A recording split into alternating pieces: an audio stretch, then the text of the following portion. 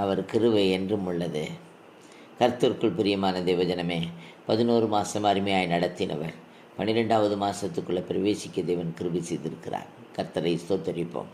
ஆனாலும் எப்பொழுது முடிவு வரும், என்றைக்கு ஒரு நிம்மதி கிடைக்கும் என்றெல்லாம் நினைத்து கொண்டிருக்கிறீர்களா? பயப்படாதீர்கள். கர்த்தர் உங்களை பார்த்து சொல்கிறார், நிச்சயமாகவே முடிவு உண்டு, உன் நம்பிக்கை வீண் போகாது என்று. ஆம் பிரியமானவர்களே, நீங்கள் செய்ய வேண்டியது என்ன? பாரத்தை அவர் மீது வைத்து விடுங்கள்.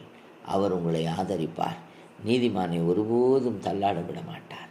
ஆம் பிரியமானவர்களே, அவர் உங்களை விசாரிக்கிற ஆனபடினால் அவர் உங்களை நடத்த வல்லமையுள்ளவராயிருக்கிறார். ஆமேன். கர்த்தருக்கு அர்ப்பணித்து கர்த்தரோடு இசைந்திருங்கள். கர்த்தர் உங்களை ஆசீர்வதிப்பாராக. ஜெபிக்கட்டும். பரிசுத்தமுள்ள நல்ல பிதாவே, இந்த புது மாதத்தை தந்தீர்.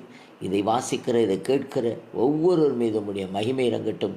இந்த புது மாதத்தை தேவன் ஆசீர்வதித்து தாரும். ஆமேன்.